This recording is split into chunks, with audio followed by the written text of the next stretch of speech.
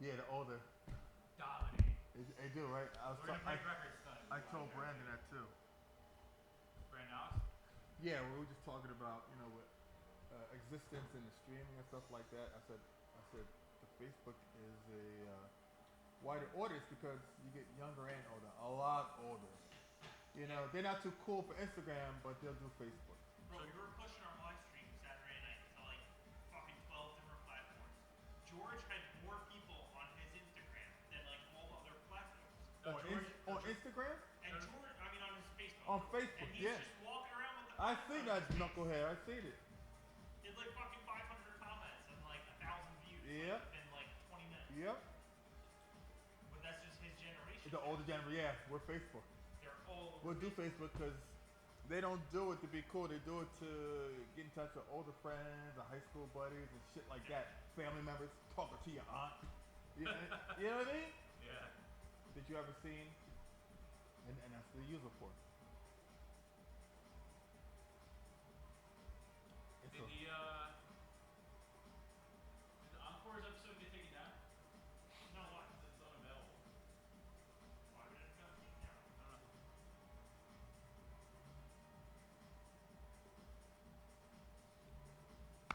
I think some names just cropped on the side.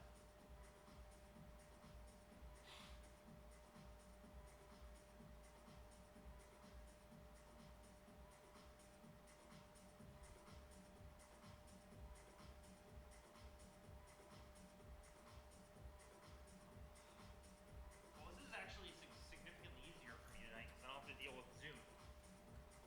That was a fucking pain in the ass. yeah. That audio to feed in. You got to be on that 24/7 at all times.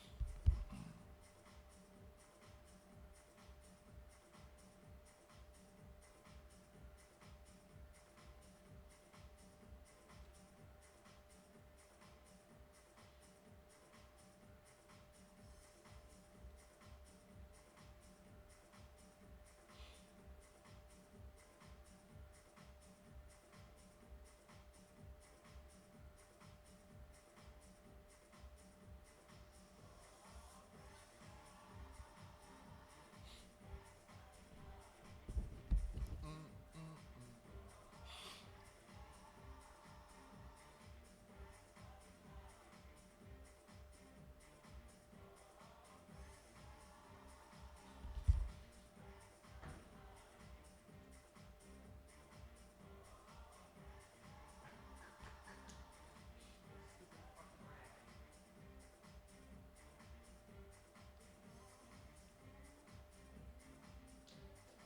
The rag's falling apart. The alcohol. Ever clear. It works. I've been sanitizing everything with it. It works. Alcohol kills everything. It better, right? Yep.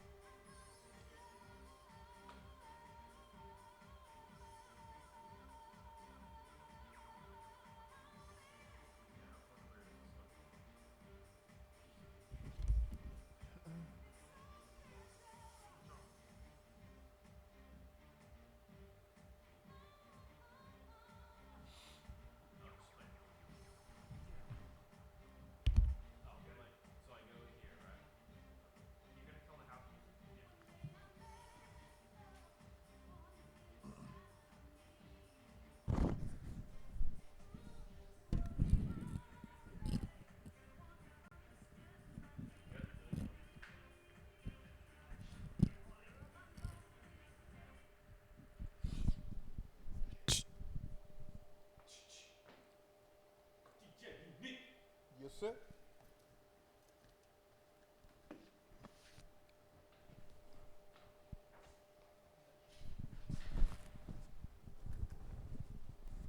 I'm gonna just change this camera and go over. You can change the battery.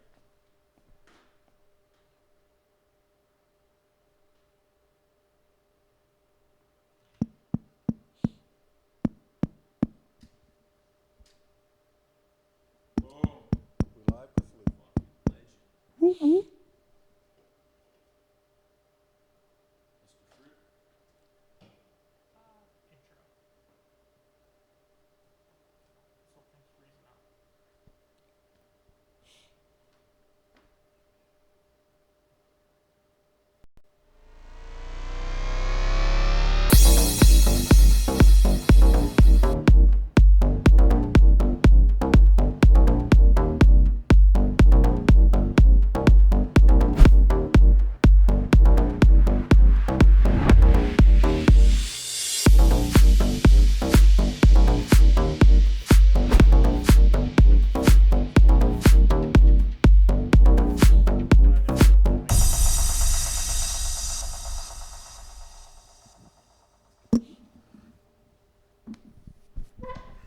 Good evening, ladies and gentlemen. Welcome here to Parlor Talk, episode 26. Tonight's guest, this guy is probably one of the most well-known, well-respected, and humble DJs coming out of New Jersey, specifically Red Bank. But a close friend of mine, friend of many in this DJ industry and nightlife across New Jersey and in the tri-state. Tonight we have DJ Unique. This guy has some incredible stories from his many years in the game, and tonight we're going to talk. We got a special 1-hour episode with him tonight. We're going to talk a little bit about that. So welcome to the show, DJ Unique. How you doing, man? Welcome to Parlor Talk. Hey, fellas. Thanks for having me, man. I appreciate it. I like what you guys are doing here, man. Thank you. This is a format and a forum for us to take this time to chop it up with guys like you. You know, we're normally working and busy. You know, we're slapping it up in the club. I see you for 5 minutes and it's too loud. I get you a Corona and you're out the door. But we're just happy to have a chance to talk to you, you know? Yeah, man. When you asked me to do this, I was like, 100. You know, let's do it. You know, it doesn't even matter what time, where we're at. Let's do it. You know, I could talk all day. Yeah, I appreciate that, man. So for everyone that's tuned in right now, as we're kind of spinning up on all the socials, why don't you start out with just a quick introduction of yourself for the people that don't know you? You know, give them the 1 minute on DJ Unique. Okay, let's do it like this. DJ Unique from here, Red Bank, New Jersey, where we are tonight, streaming live. Started like every other DJ, you know, DJing in my room and stuff like that with a friend of mine's. Loved it. Fell in love with DJing. From there, took it to the next level, working at a roller rink in Eatontown, you know what I mean, here in Jersey. From there, started to dabble in the teen nights and stuff like that. And from teen nights, took it to the next level, which was nightlife. And that's where we are today. That's a quick wrap up of, you know, Yeah, I love that. how it started. There were a few things in between that are notable mentions, right? Oh, yeah. We're going to get to that. But We'll get to that. I mean, talk about humble beginnings. Roller rink. Talk about that, man. Listen, roller rink was the club of my era. You know what I mean? You had to go on a Friday or a Saturday night.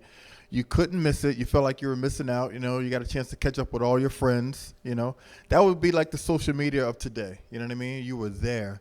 They were like, it was like before you were able to go to a teen club, you went to a roller rink. You know what I mean? And you lived and breathed skating. That's all you thought about, was getting to the weekend. You know, met a lot of friends. Of course, DJing. You're the man if you're at the roller rink as a DJ. You know what I mean? Yeah, that's cool. You get to know everybody and stuff like that. And So I know, like, a lot of us kind of always have like a mentor or someone that looked after us or someone that put us on. Did you have someone at the roller rink that kind of took you in and kind of brought you in?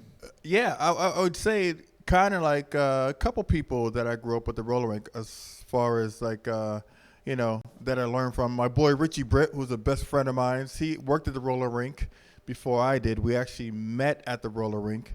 Our moms used to drop us off together. We used to go in the corner and break dance. I ain't gonna tell nobody that story, but that's how, you know, we met at the roller rink. He worked there because his brother and sister worked there before him. You know, a couple other people, Mark Alphone, great DJ, you know, also worked at the roller rink and stuff like that. Oh, that's killer, man. And then you took all those hours. We always tell a lot of the younger guys it's about, logging the hours, putting the time in behind the decks. I think the roller rink was probably a great example of you just putting in the hours, just playing the sets, Man, right? I remember when I would get done working my shift at the roller rink, and I would stay there and just practice in the booth, with nobody in this big old roller rink, you know what I mean? Just to learn how to mix, how to beat match, how to take one acapella and blend it into another beat, you know what I mean?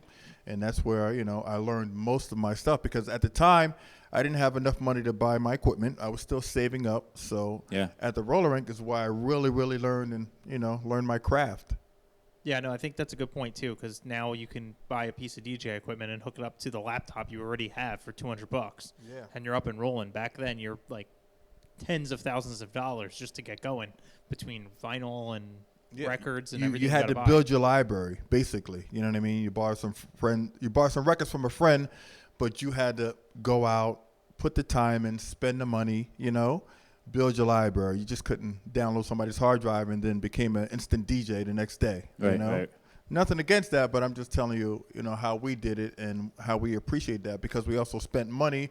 The artists got paid, you know what I mean? Spent the money on that. The remixers got paid to remix the songs and stuff like that. So it kind of like went around in circles. Yeah, that's cool. And you were playing all vinyl there? All vinyl. Which is like a lost art, but it seems like it's coming back kind of like in the hipster trend. I mean, you don't see it in the clubs anymore. Yeah, big in the city, big uptown, big Jersey City has some nice spots that do that also. Big in Cali, still big in Cali and stuff like that.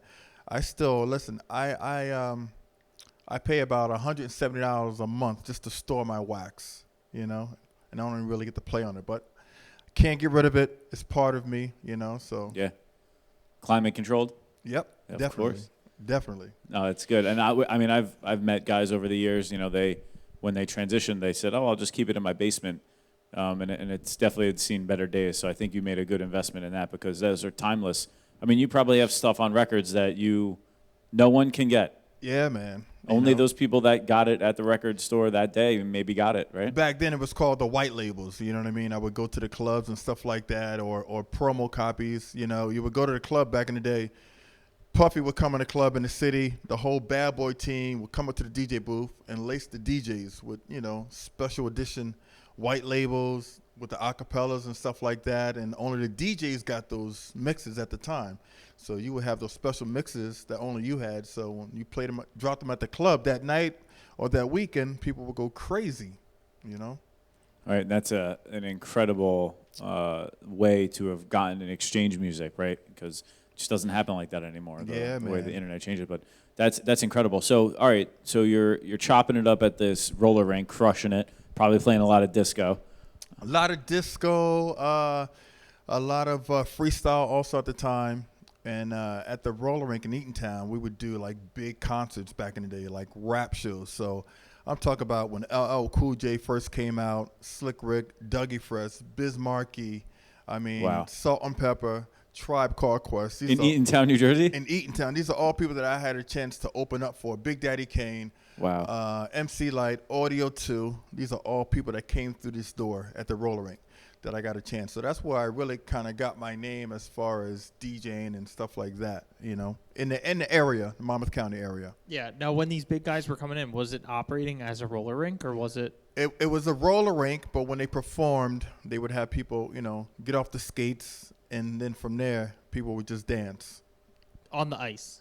Oh, no, it's not ice. It's a roller rink. Wood, baby. We can go ice. All right, Crazy. all right, whatever. Not ice skating, roller skating. All right, roller skating rink. All right, But yeah, but it was one huge dance floor. It was crazy. And That's yeah, awesome. roller rinks are huge. So that's cool. So you're crushing it over there, and then talk to us about like the next phase when you made the leap to nightclubs, right? Because that's a different thing. Yeah, it was went from the roller rink to tea nights. Me and my brother Showboat, who used to be my partner in crime, we started a tea night right here in the Ocean Township. It was called Yakety Yak Cafe. From there, I used to work. A friend of mine's had a record store, which was next door to my roller rink, called Mac Records. So I would go in there and help him out and sell records to different DJs and stuff like that. And this guy comes in there, and I'm behind the counter, mixing it up, cutting it up, chopping it up, playing some songs. And he goes, he's in there buying records. He goes, you know what? You should come play at my club. I'm like, I look at my boy who owns a record store. I'm like, yeah, all right, whatever. We exchange numbers and stuff like that. Yep. So he leaves, jumps in his BMW and he leaves. And I asked my boy Ron, I'm like, yo, who was that dude? Right. He's like, yo, his name is Costa. He owns this club called Club Abyss in Sayreville, New Jersey. There it is. And the rest was history.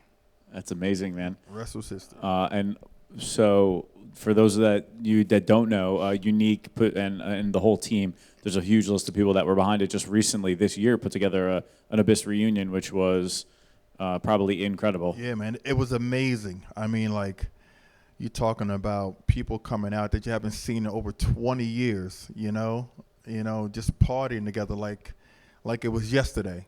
I mean, it felt so good. The energy was right. The club looked amazing. The sound was on point. It was just something like I'll put it to you this way. The club was rocking by 9:30. It's crazy. I saw the videos. By 9:30. Which is incredible. And that speaks to that, like how you and, all the guys that played there. There's a huge list. Manny the Greek, you David can S. You can name them all, but all of them. They played such an important role in people's memories from that time, right? Because those people were a part of that. You went to Club Abyss. You just went to Abyss because that was Abyss the spot. Was rocking Wednesday, Wildlife Wednesday, Friday with Danny Chetos, and then Saturday they had all kind of DJs coming in and out. You know what I mean? So every night was packed, and it wasn't only us. You had Hunka Bunka, they were rocking, and all the other clubs. You had Soundgarden in Lodi with Eugene. His club was rocking, Which was later Rise. Yep, later Rise, most people know. Yep. So the nightlife scene was incredible back then, So explain this to me, that someone that didn't, I kind of missed this piece was, so did you do Jersey, did you do Abyss Wednesday and then the City on Friday and then how did it go? Or were you just kind of one or the other? From Abyss, I had the opportunity to work in the city, so we had some promoters at the time when Abyss was hot, and this was unusual. You had people from Brooklyn, Staten Island, people from the city coming to Club Abyss. So we had a couple of promoters that worked with us at Abyss that also worked in the city. So at the time they were doing the tunnel. So they're like, hey, Unique, we're doing after hours. We want you to come from when you get done to Abyss and do our party at the tunnel back in the day. In the basement called the Library, all hip-hop, me and my boy Double O. So that's how I got into the city. And also my boy Ted the Dillinger, who was a big part of my role getting into the city and stuff like that. Right. He opened up a lot of doors for me. Yeah, it's fantastic. And that was part of an iconic era. And just for some of the young guys that are watching, just Google some of the names of these clubs that we're talking about here because it's really a piece of history. For New York City, and you got to play a role in that, man, which was incredible. Yeah, it went from the tunnel, it went from Avalon, Limelight, and stuff like that, and also, working in the Hamptons in the summertime, which was crazy also. Yeah, no, and you had a big presence in the Hamptons still up until recently. Yeah, still. Hamptons is still rocking, Yeah, so we have a question here in the Facebook. I guess it's somewhat relevant to what we're talking about right now. Sure. What was your favorite nightclub in the city to play at? Let me see, to play at would probably be either Crowbar or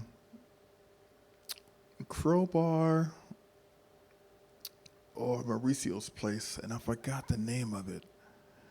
But was amazing. I forget the one. Played so many places. Was just amazing.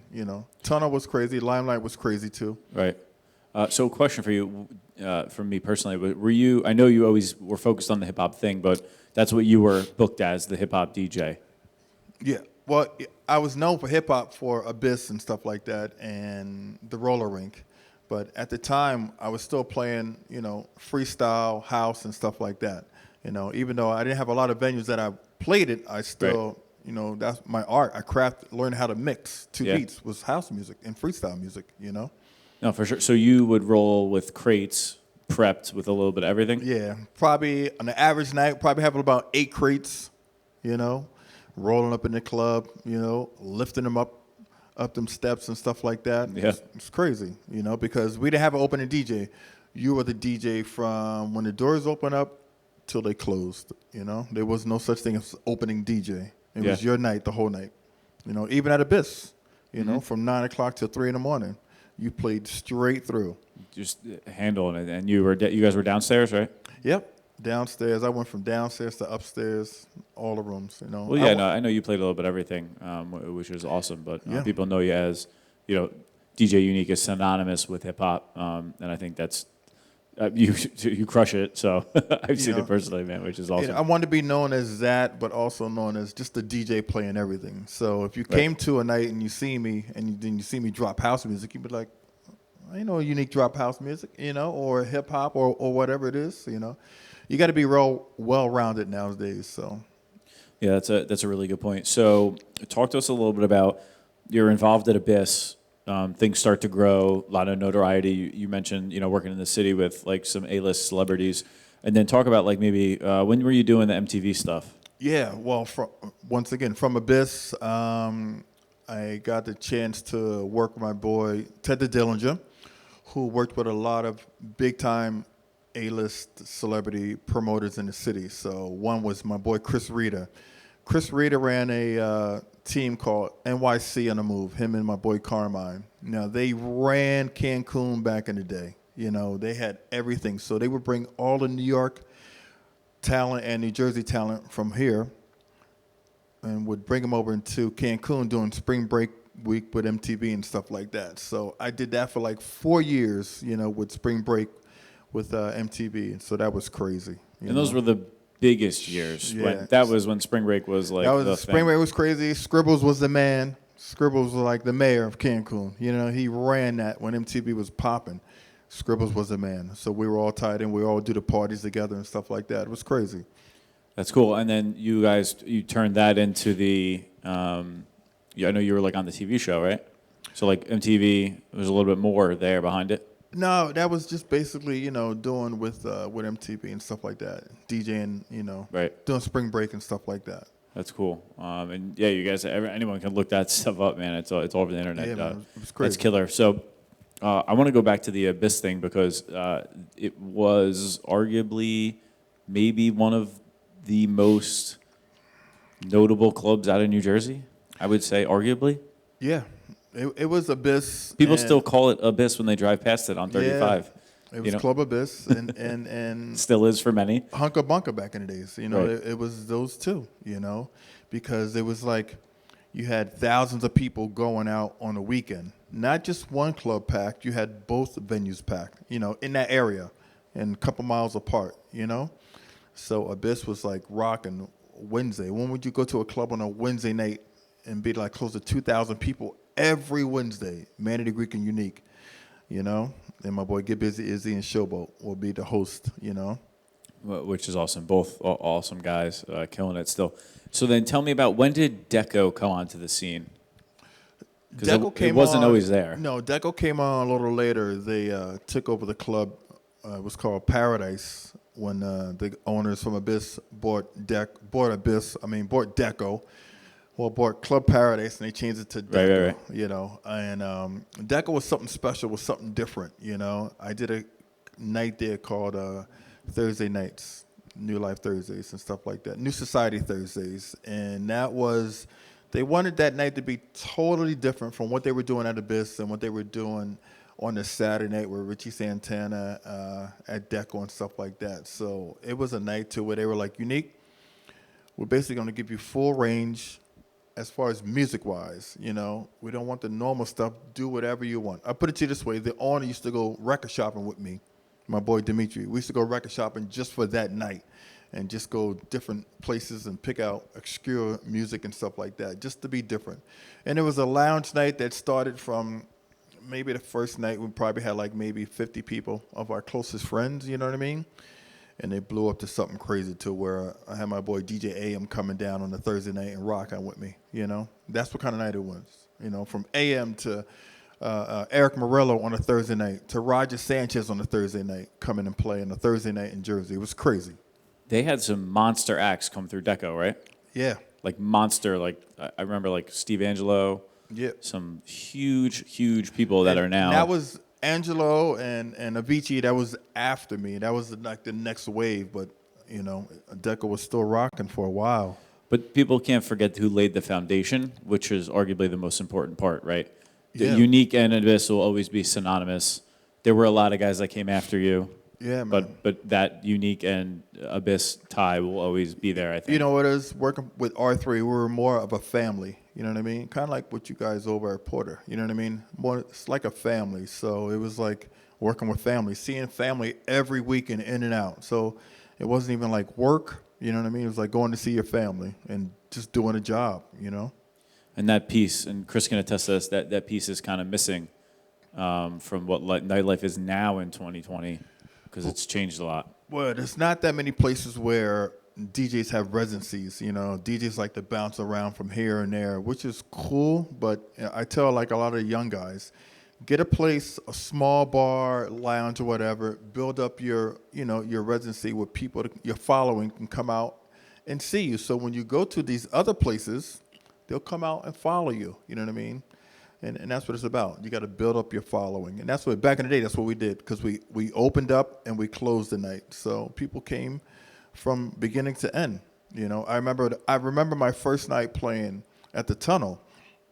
Now, Abyss closed at 3 in the morning, so I had to leave Abyss and be in the city at 4.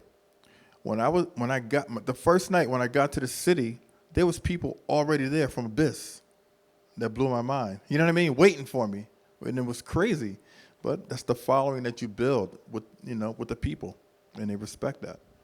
Yeah, and I think there's like a lot of good takeaways there for any like the young guys that are just trying to like figure this out and, you know, transitioning from bedroom guys to trying to come out and understand that it's so much bigger than just playing records. It's not about being a headliner. You know what I mean? You got to build, you know, and you learn so much from that. You know what I mean? I learned so much from, even though I can DJ, when it's not your time, you just sit back and learn, and you learn not what to do, and that's the most important thing. You know what I mean? And back in the day, you had to DJ, you had to learn how to hook up equipment and stuff like that. Something went wrong, you was the man. You was the tech. You didn't have no tech back in the day. So, and you learn that. So when it was your time to shine and something went wrong, it clicked in just like that. You'd be like, yeah, I got this. I know what to do, because I learned it from my man who showed me. You know what I mean? I have like a really good story about that, and I'm just going to tell it really briefly. Go So ahead. I'm at Mr. East in Roselle, New Jersey, and Funk Flex and Camilo are playing. And those guys are lights out, super high energy, hip hop crowd guys. And you know, I'm sure you've met them both personally. Yeah. And it's unwalkable. I'm just going to put it out. It's literally unwalkable in that building. Another Costa and Dimitri venue, obviously. And I'll never forget this. Camilo is on the mic. He's talking it up, and the left CDJ isn't working. And this guy, he's got the mic. He's playing on one deck. He's still got the crowd going. Pulls out an RCA out of his DJ bag, changes it on the fly. Didn't miss a beat. Yep. I'm sitting there astounded. No one else knew that anything happened, but it was just goes to like his one of those old school cats that could just the party's handle it. got to go on. Doesn't matter. Right? He didn't say, "Oh, I can't play because it's not working." Nope. You got to make the party happen. You know, they're looking at you, so it's all about you at that time. Yeah, if you got to pull your iPhone out and plug it in to get you by for a few minutes. And nowadays, whatever you got to do. I've seen it happen. Yeah. But you got to be ready. You got gotta to be those ready. wires in your bag. Yep. And that's where you see the younger guys aren't prepared for that. You know what I mean? And you see they're like a deer in headlights. You know what I mean? So it's like, what are you going to do? It should click in. Yeah, I tell people, like, practice shitty situations at Yes. home. Unplug your laptop. Because mid-set. it will happen. What are you going to do? Exactly. You got to figure it out. What are you going to do? I'm going to give you a quick story, another quick story. Tell me. I'm doing a private event, a wedding, right? About to do the first dance. My Mac freezes. Now, this is the first event that I was doing with a company that I'm still with, Vision Entertainment. My first wedding. They're about to do their first dance. The MC's announcing it, freezes. I'm getting the pinwheel. What do you do? Now, they had an uncle who was going to sing a song later on. I told my one guy, I was like, listen, go find the uncle that was begging me earlier. You know, he was on my, neck about singing his song. I was like, tell him, get him over here. I need him right now. I was like, listen, we're going to do a surprise song for you. You're going to sing the first song for the bride and groom. And then by the time that, my Mac should work back up. And You know, it worked. You know, my MC was sweating. He was like, "Yo, how'd you know?" I was like, "Don't worry about it. We got through it." And that's what it's about. You know, you can't freeze. You know, you can't. You got to just do it. That's a good example of like thinking quick under pressure. Yeah. That you need to be able to do. Oh yeah, when you see that pinwheel going, you gotta do something. So I agree with you, man. I've been in some crazy situations in my private owning career too. But let's talk a little bit about. You make a good point about like we're talking about technology now. When you chose to make the change onto computer from vinyl, did you go to CDs and then Serato? Talk to me about that. No, I had some CDs, you know, because when the CDs came out and stuff like that, you know, I still was rocking my vinyl, but some songs, you know, some remixes your boys were making, stuff like that, they would put it on a CD and they would give it to you. So I had a couple CDs, but I didn't have like a whole library of CDs. You know, I had some of my private stuff when I was doing private events. I had some of that stuff on CDs, but I was like one of the last dinosaurs that kind of switched over. Quick story. I remember my boy Riz and Sis, they were having they were doing a release party for one of their CDs. They did a KTU mix CD, so they were having it in the city, and they were already on Serato. So I go in there, and Sis, he was like, "Yo, Unique, you gotta switch over. You're like a dinosaur." You know how you talk. Yeah. My boy says, "You gotta make that switch." And that following weekend, I go into the city. I went to this club in the Meatpacking District. My boy Ophir was doing a night there. It was a Thursday night. I forgot the name of the club, but they had Questlove playing. He was doing a set, came on. He was about a minute into his set, and his laptop froze. And now the place was packed. Now, it only froze for like 2 minutes, but when you're in a club and it freezes, I was like, wow. I was like, there's no way I'm going to Serato. You know, because that would kill me. You know what I mean? If it froze at the time. I was like, I know my vinyl would never fail me. So that same year, we had AM come down. Actually, no. It was a couple years later. AM came down. Every time he came down, it was still rocking Wax, you know, with me and Deco. And this one time he comes down on the Thursday night, and he has a laptop. And I look at him like, dog, don't tell me you switched over. He's like, Unique, listen, you know how my sets are when I play on Wax. When I start playing, go to the back of the room and just listen. Close your eyes. Don't even look at me. And you tell me if you could tell a difference from playing Wax or from rocking a computer. Needless to say, that Christmas is when I switched over because, you know, they got it right. It was flawless. I couldn't tell, you know. And whatever he did on Serato, he did it on Wax. And when I tell you, he was flawless. Yeah. Yeah, I mean, he played a big part in getting Serato. And he was the one that made me switch over. Yeah, and he was like the champion for it. Yeah, like, yeah. If that's everyone started following right after that. Yeah. So. Yep. And that's an incredible story, right? Because for those of you who don't know, DJ Am's no longer with us. Yeah. But he has AM. lasting impression on a lot of people and DJs man. in this industry. For sure, man. So that's cool. So you're dominating Abyss, dominating Deco, MTV. We talked about Cancun, Sick. You know, just incredible stuff. I mean, talking about like just off the charts places that have a piece of history in New Jersey. You know, can't really say much more about it, right? I've been lucky. I've been blessed. You know what I mean? Even from Abyss, being able to open up for some major artists that they have. Talk about LL Cool J. I had a chance to open up for Run DMC and Jam Master Jay, my idols when I was growing up. You know what I mean? Jam Master Jay was I was a big Jam Master Jay fan and Run DMC fan because it was Jam Master Jay and Run DMC. So the DJ was like part of the crew. You know what I mean? So when we had them at Abyss, you know, me and Showboat, we opened up for them. So it was like opening up for your idol. You know what I mean? It was crazy. That's awesome. You know? I love that. And then, so you take it from there, right? And then you talk about this multi-decade DJ career that you are now still in 2020 playing and billing at the top venues all over the shore. You know what it is? It's all about adapting. You know what I mean? And OGs, like they call them like us, a lot of OGs don't like to adapt, you know, and I understand what they're coming from and with technology and stuff like that. and that's good and everything. But if you want to be in the game, you have to adapt. You know what I mean? You don't have to fold, but you have to adapt when it comes to technology. And I remember when I was getting in the game, you know, the DJs, there was a small circle of DJs in the game. And so in our area, we knew all the DJs. So that clique was real tight to get in. And I said, if I ever get my foot in that door, you know, I'm going to look out for other DJs because I know how hard it was for me to get in. So, like, that's why I reached back with the younger DJs. You know, I'm glad to see there's so many DJs at the, you know, but it takes, like, the OGs like us to kind of school them and let them know, okay, I think you should do this instead of this. You know what I mean?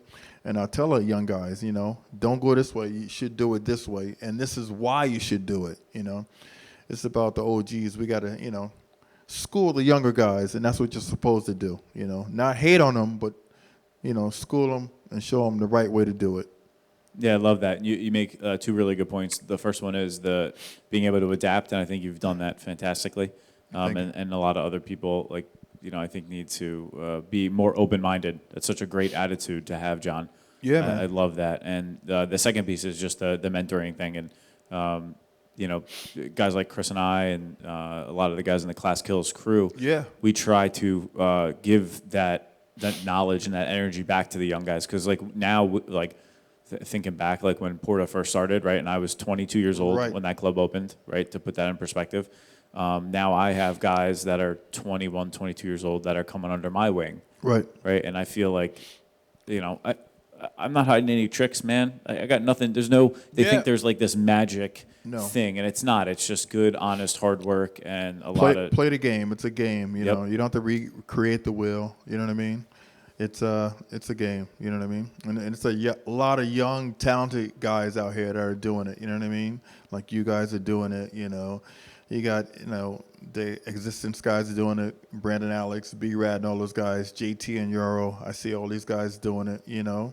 Dario, all these guys out here. I pay attention. I watch them. You know what I mean?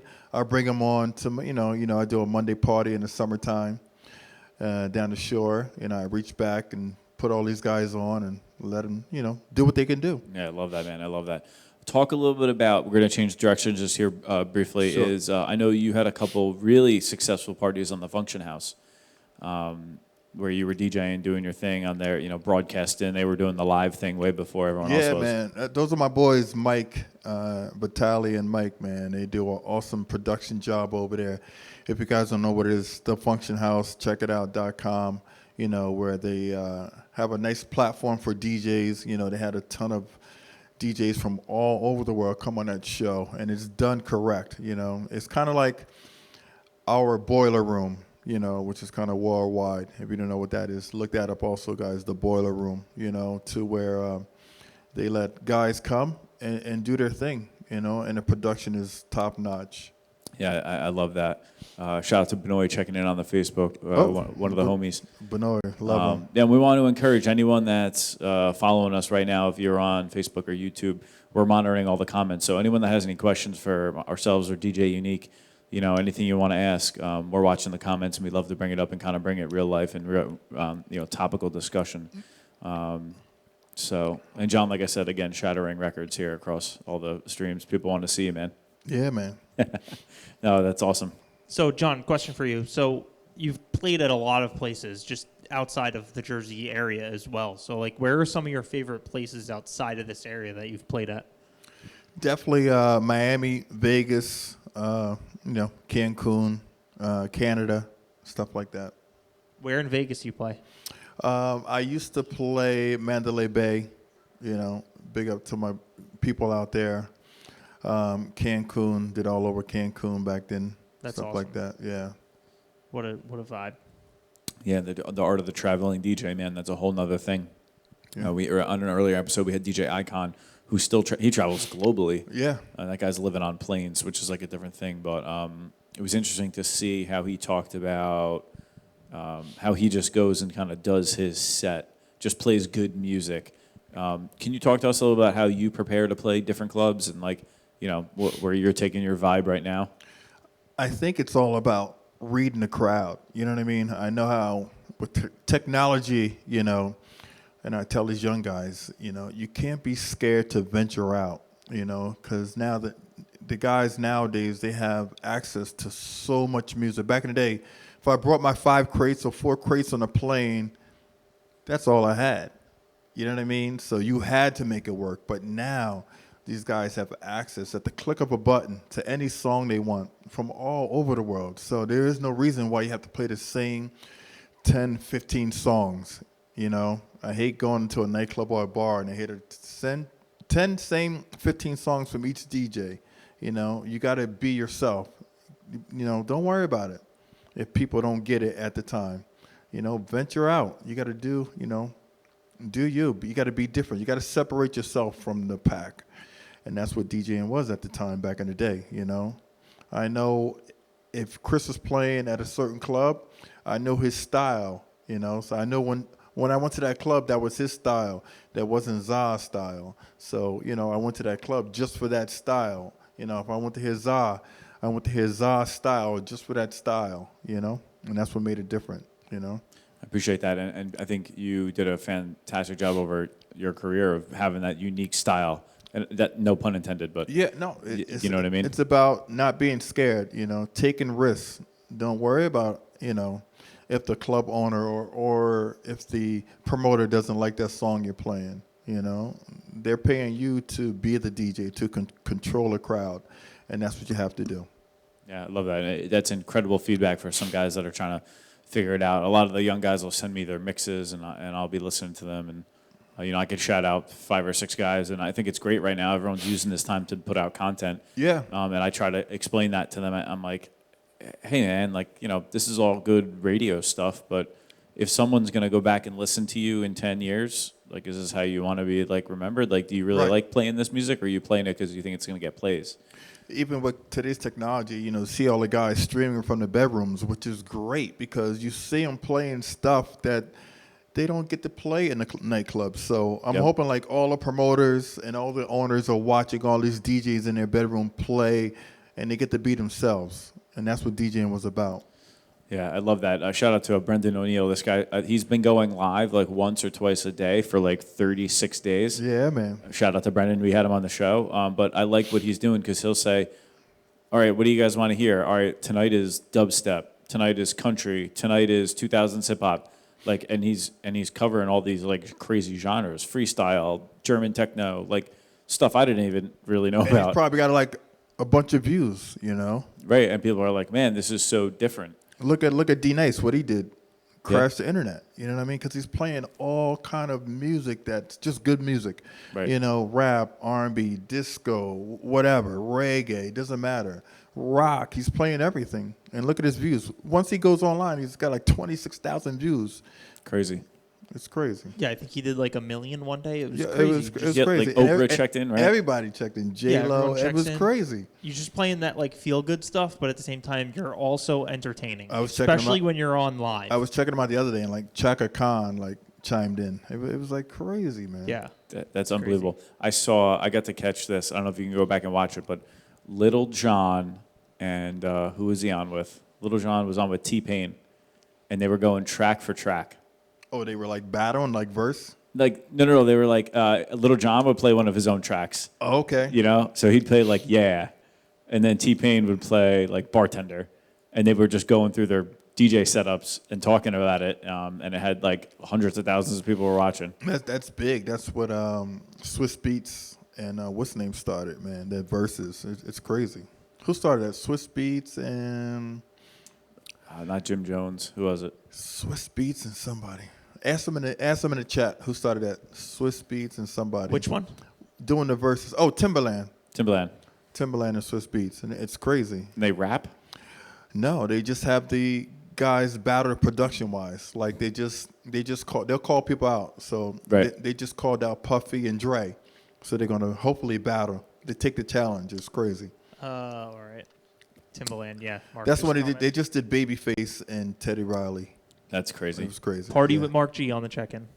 Oh, what's up, Mark? Mark was doing song for song. You know Mark G? Mark goes hard. Yeah. They were doing song for song. I thought that was a cool bracket style sort of thing where they would pick a genre out of a hat and then they would pick Jersey Club and then you and I would go track for track, Right, Jersey right, Club, right. and then they would like vote who picked the better tracks. I guess. Cool idea, man. I like that It concept. is. But it's spawning all this new creative ways for us to stay busy. Us meaning DJ, entertainment, nightlife people, to stay busy because certainly going to a halt. I mean, like besides Chris and I grinding multiple gigs a week. You do multiple gigs a week. When you go from working 6 nights a week on hitting the ground, right? And it slows down like this. You got to find creative ways, but This is what you guys are doing here is great, man. This platform is awesome. yeah, I appreciate that. I've seen some of the people you guys had on. It was like legendary. You had my girl Misty on. Yeah, Legend. Misty Yeah. just checked in too over here. Tell us what out. That's my girl. And we're trying to expand and if anyone in the comments has ideas for people, like we know DJs because we're DJs, right? But we're trying to make it a little bit broader. That's why we bring in some of the bartenders, Right. some of the owners. That's great. We got to reach out to Costa and Dimitri, see if we can get them on. Yeah, get some promoters in it. You need to get my boy Mark Nitty on. He'd be great for the show. Nitty's a walk. He's like a cartoon man. character. That guy. Yeah, Man. Nitty don't play, man. He hits the ground. Nitty's old school. He's cut from a different cloth like we were. So Did you see him DJing in his kitchen? I caught a little bit of it. Nitty used to DJ back in the day, Like hardcore. Yeah, man. He could rip. full time, But he I didn't know DJ that. and promoted, so it kind of gave the DJing up when technology came through. But he's still doing his promoting, man, hitting hard. Yeah. So Mark has a question for you, Unique. Where is one of your favorite current venues to play at? Oh, that's a good one, Mark. Wow. Mr. East is popping. It's always a good party there, good vibe, lights room. and stuff like that. Yeah, the room is good. It's one of the few big rooms left. Like Yeah. to categorize it. When you talk about energy, we're definitely Mr. East and of course Porter. Shout out to the Yeah. Asbury fam. Yeah, man. It's a good time over there. Energy is great. Yeah, I You think know? like Porta, Mysteries, Barcode are probably outside of like Atlantic City or New York City are probably the only places of Yeah. their size around here. Definitely, that brings the energy. Have Yeah. you been to Barcode? Yeah. My boy Nice played over there. My boy Crazy, Nice right? and stuff like that. Yeah, they do. Eddie G and those guys, they do a good job. Production, Soundworks. Yeah, Mike and the whole team Yeah, over there. man. But I'll tell you, that's the only place from a production perspective. Yeah, That there was flames, CO2, balloons, confetti, and Hennessy everywhere. it was the craziest, one of the crazy experiences. Yeah, man. Shout out to Eddie G and they Steam. do thousands of people, man. That's like it's crazy. The setup Wild. that Soundworks put in there is crazy. Wild. Festival type stuff. It's unbelievable. But those the people that like live in the Elizabeth area, like the South American, Dominican, Colombian, Panamanian, all those, like they just party so hard. Oh yeah. Like it's just another level of And party. they love the house music, Well, they Love it. do those street festivals up there. Yeah. Where there's like Colombian thousands festival. of people will And they show come up. out and support and they party. it's It's, like- just like one massive party. You look at the videos and you're like, is that EDC in the middle of Yeah. the street in Elizabeth? And Yep. It's Jersey. It's It in is. Yeah. Jersey. It's crazy. It's crazy. They put on one hell of a party, I tell you. Super, super wild. So Shout out Bacardi Artie. He said Oh, that's you that's forgot about Bar A. another legend. Of course, Bar A. Bar A, if you ask me, like the hottest indoor-outdoor place, hands Yeah. down, Bar A. That Hands outdoor- down. That outdoor setup is Yo, just You unreal. talk about thousands of people Yeah. in the summertime, Bar A, inside and outside. It's unbelievable. there's not any other places like that in the country, really. I post the pictures and videos, and they ask me, "Yo, where is that at? Is that Jersey?" And I tell them Jersey, and they're like, "What?" I gotta give a Yeah, I shout bet out that. real quick. I gotta give a shout out. He's probably not checked in, but my homie Kirk Lopez.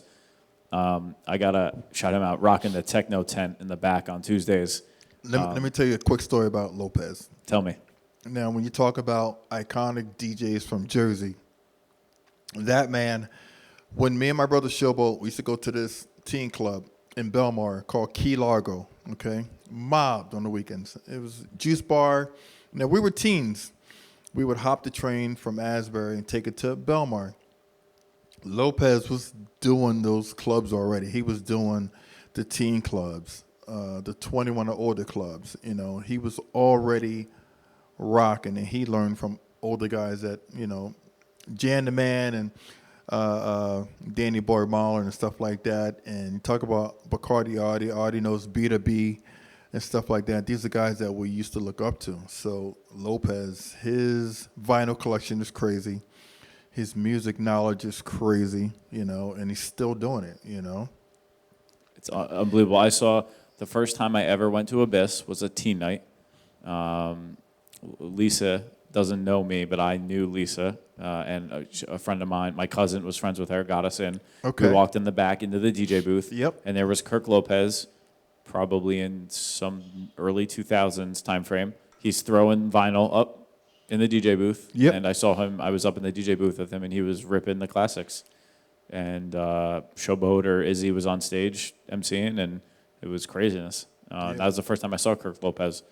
But, yeah, wild, man. The guy's, and he's still on it, right? He can still rip. Let me tell you, any of the younger DJs, if you go to Bar A on a Tuesday night in the summertime, you go to the back tent, like you call it the techno tent, but he plays a little bit of everything, but it's a lot of hard house.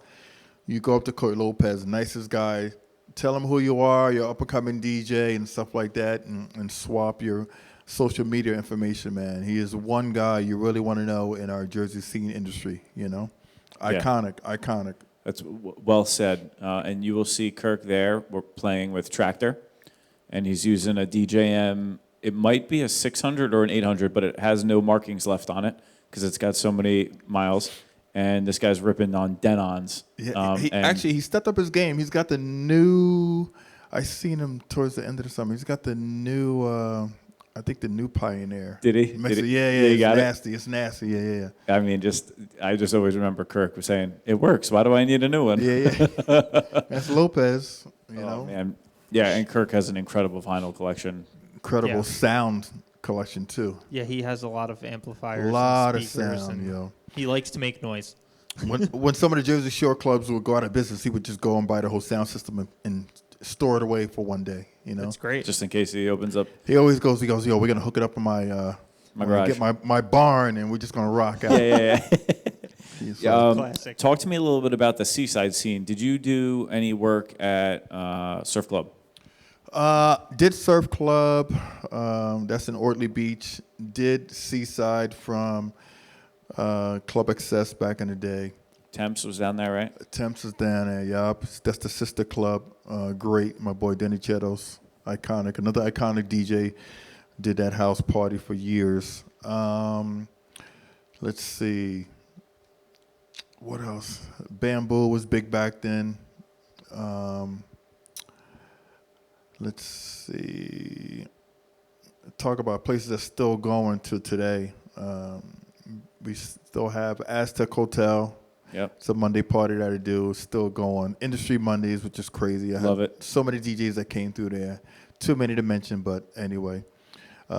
Jack and Bill's, which is not there. It's called Jack's Garage. That's still going. Jack's Garage was Jackson Bill's? No, it was the same owner, but when the fire came and burnt down, they moved it. And so it's called Jack's Garage. But Right. kind of same, It's a good same venue. family, same format, yeah. Hemingway's, which used to be Temptations. Yep. That's still going to today, Legendary club. Yeah. Craziness. Yeah, we had DJ Encore and DJ Mike West on, and we were talking My about boys. the Seaside days because they were they were staple guys that grew up in that scene Yeah. down in Seaside. So no, that's cool. It just goes to show like you've touched all places, up, down, left, and right, New Jersey, across into New York, which is incredible, man. So tell me, for some of the guys that are watching, like the younger guys that are tuned in here, if you could give a young guy a tip on just how to how would you go from maybe doing Sweet 16s and DJing in your bedroom and getting into the club, what would be just one tip, one takeaway they could do to kind of make that jump? I would say if you're doing private events already, you're already on the right track because you got to be well-rounded doing private events. You know what I mean? You got to know the old stuff, the new stuff, which is great. You know what I mean? You got to make the grandma dance. You got to make the teens. You got to make the kids dance. You got to make, the adults dance. So that's good. Stay there. Learn as much as you can. And when you're ready to make that move into the club scene, try to link up with somebody who's already in it, so you can learn the behind the scenes which is more important instead of just trying to jump out there and be the man, trying to beat Tiesto. You know what I mean? It's not about that. It's Right. about step back, learning the ropes. And so when it's your time to shine, you'll be well-rounded and ready to go. I know it sounds like everybody wants to just jump out there, and when you see all the pictures and the videos of nowadays and people streaming with their hands up and you want to be that. But trust me when I tell you, when it's your time to shine, you will be ready and you'll have no problems. Yeah, I love that, and that's incredible feedback. And just to kind of echo what John's saying is like, watch some of the guys. Like, let me tell you who is one of the best at it. A guy, an OG, he's been around for a really long time. My man, Be Nice. Yeah. You go to a club, that guy's got a smile on. Everyone knows him. The door guys, the security, the bar backs, the bathroom attendant, you name it. The light guy, he knows everyone. And I think like he has built an incredible reputation around, just being like a really good guy. And what the young guys don't realize is that it takes all of those pieces, because the club environment is a very delicate ecosystem. A lot of big personalities. Bartenders have big personalities, owners, promoters, right? So that whole ecosystem needs to work in your favor. You're right. So if you walk in with an attitude, it's kind of like when you get sick and your body rejects it, you could get pushed out. And I've seen it happen. But I got to shout out my man, Be Nice. Yeah, man. Because, Boris was crushing it on wax for a long time. He took care of some family stuff. And then when we started doing the Class Kills thing on the headliner deck, and that was like 2012, 2013-ish. He's like, hey man, I want to get back involved. He's like, I'm ready to get back on the decks. Nice. And then that was kind of like Boris's ground game led to him having a fantastic kind of just overall good. We call him that dude. Like he's just man. That guy, smiley, happy all the time. But that's just kind of like my feedback to the younger guys that want to kind of walk in and try to, hey, be nice to everybody. I got a quick story on that. Tell me.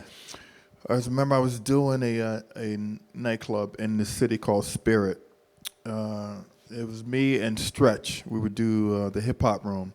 There was a VIP guy who did bottle service back then. Name was Eddie. He was quitting the week before. He's like, Unique, I'm quitting this. He goes, I'm gonna start my own lounge, and when I open it up, I'm gonna hit you up. I want you to come play. Needless to say, like 3 years later, I get this phone call out of nowhere. Hey, Unique, this is Eddie, man. I got my lounge going up. I'm like, who? He goes, from Spirit. I'm like, oh yeah, how you doing? He goes, I'm ready to go. Got my lounge going. We got the money, and I was there for like 2 or 3 years. As his resident DJ. You know what I mean? So, got to be nice to everybody. You never know where people are going to be down the long run. Yep. No, I agree. Invaluable feedback for any of the younger guys that are watching, trying to just figure out and navigate this whole thing, because it's like a lot different now, because it's about the likes and the follows and the views, right? And and who's got the flashy flyer, and like it's almost like the guys that are getting the most bookings have the nicest shoes, but that doesn't make sense because they're DJs. They should be playing music. Correct. Right. So it's it's all wacky right now. So I would say take some of this hardcore real life advice from people that were hitting the streets hard, without a cell phone. And that's going to resonate, because what the 22-year-old kids don't realize is 22-year-olds don't own the nightclubs. It's the 40 to 50 in their 60s that own the nightclubs. Exactly. That come from a different generation, and you got to figure out how to level with them and communicate to them. So, yeah, just interesting. Just all good feedback, man, because some of these kids they're lost. I tell these guys, I'm like, you're like a stock, No one's going to put into your stock than what you put into it. So look at it like that, I couldn't say it better myself, man. That's awesome stuff. Let's kind of jump forward here. I want to talk like some new stuff. Sure.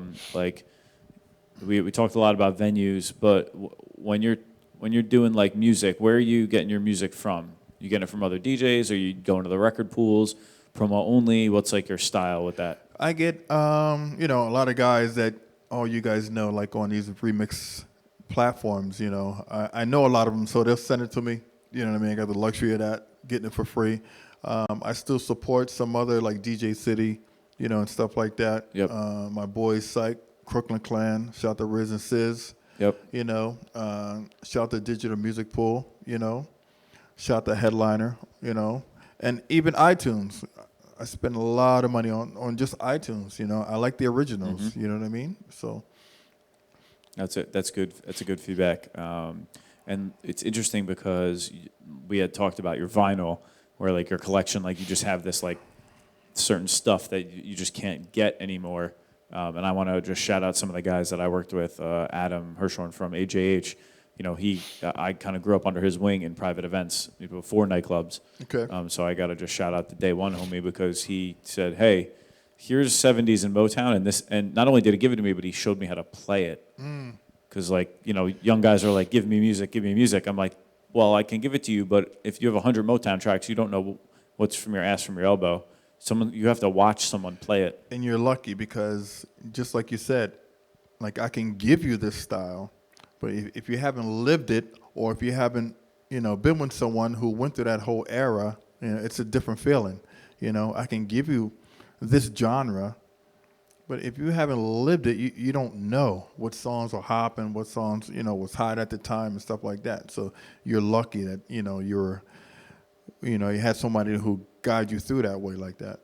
Yeah, so I gotta shout him out because fundamental in developing the wedding business that I do today. Oh yeah. And now I know you're still doing clubs and still relevant there, but you do a lot of weddings, right? Yeah, we do a lot of private events and stuff like that with Vision Entertainment, out of the city. So we get the city's a different animal, you know what I mean? But we do a lot of celebrity events.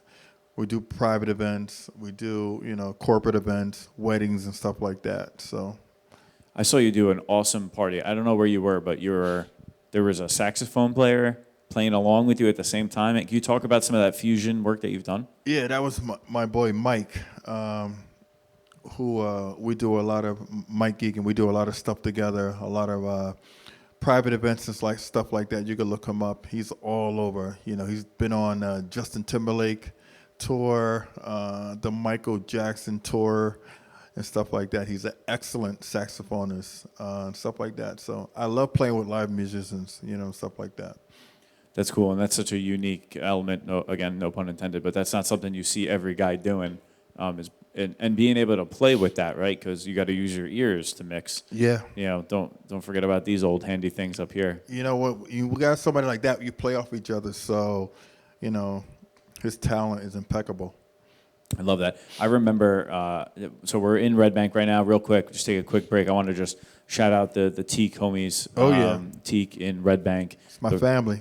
Family, long time. You played downstairs for how long? You had a Thursday party here? Yeah. Before they built a rooftop up here, I did a party with these guys downstairs on Thursday nights, Long time. Yeah, man. I saw you there. And shout out to George and Tazo, Charlie, all those boys. Just homies, man. And so we would just want to shout out Teak. We're supporting small business. They're supporting us back. We're doing it live, Parlor Talk from the rooftop here, during quarantine. And if you're in Monmouth County area, they're doing takeout, so you can order, and they have some of their food is the best food. And they have some of their most well-known dishes are available for the pickup orders. And I'll tell you, John, you've been here and we've been here the past couple of days. The phone is ringing off the hook. So yeah.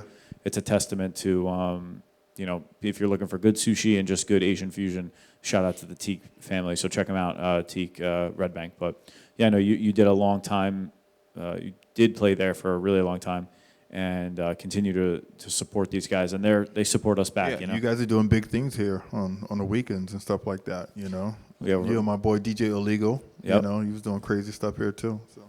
Yeah, Illegal, great guy. Working with him. Illegal does the Friday nights. Class Kills team, along with Unique, we're doing Saturdays. So everyone's involved here, and we're all looking to just get back to normal. Like I think I'm just the most thing Chris and I are most excited about, and I think you are, and every other person that's watching is just entertaining people, man. It's what we do. Yeah, this is giving us a great time to clean out them files on iTunes and get them crates real tight for the summer. Yeah, that's what we're looking forward. Next season, summertime, get on the beach.